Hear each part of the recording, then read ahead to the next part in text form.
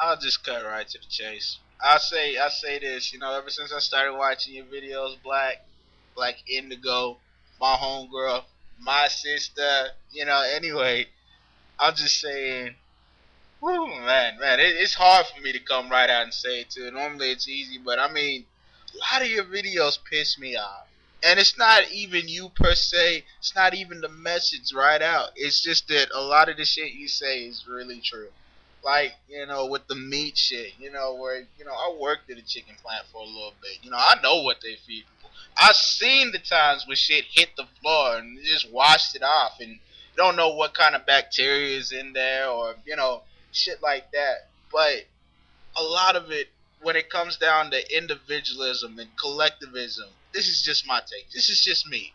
I would love it, absolutely love it, if more black people were aware of what our country is about, what our media is about, and what is going on in the world around them. I'd be happy if a lot of people in general were just aware of that because I don't know if you're aware, but even for awakened people like us who understand this kind of shit that's going on in our country, the thing is, when it comes down to individualism, you have to be able to do both. As an individual, nobody is going to pay your bills. Nobody is going to work for you. Nobody is going to set up things where there is a whole almighty group is going to support everyone in this world, in this country, because this country goes off of a goal system, and the big goal is for everyone to be rich and famous. Everybody can't be rich and famous. Everybody can't be a great public speaker. Everybody can't be everything they ever dreamed of. But at the same time, there is room in this country for you to be profitable. There is room in this country for everyone to be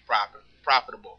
But the thing is, the things that get you the most money happen to be very cutthroat, asinine things that, if you had to do that yourself, you would pretty much be selling your soul, selling out everything that's good in God's creation, pretty much, for the love of money.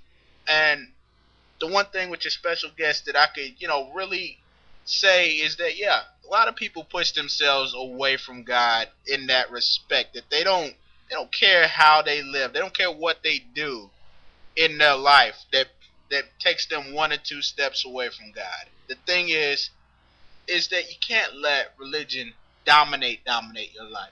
Understandably, when you read the Bible is everything the word of God, and what God says pretty much is the dividing line between right and wrong. But you got to understand that the moment that Adam and Eve sinned, they forfeited their right to run this world to the devil. The devil runs this world. He runs everything that you see and hear out here on the surface of the earth. But these are just our mortal coils, man.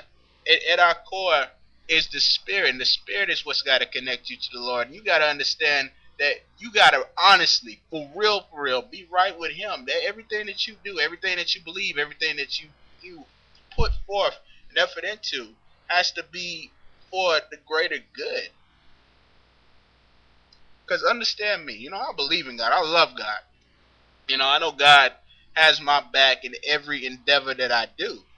So from that respect, I understand that He gave me choice. He gives all of us choice to make the decisions that we make, and He already knows what we're gonna do before we do it.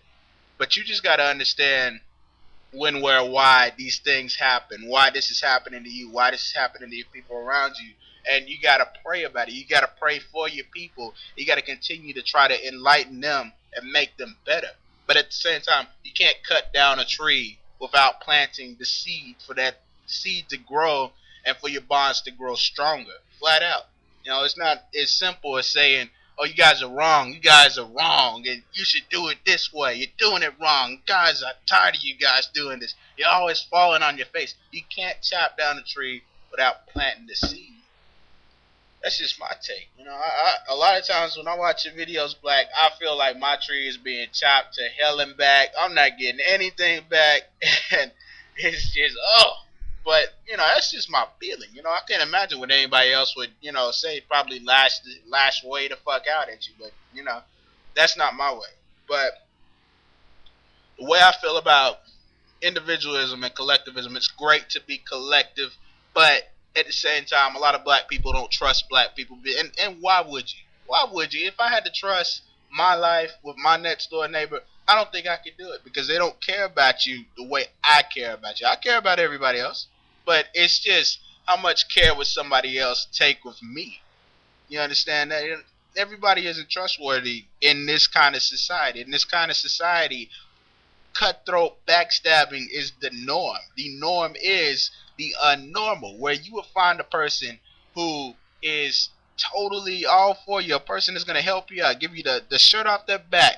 That same person here will quickly stab you in the back in order to use you as a stepping stool to get where they want to be.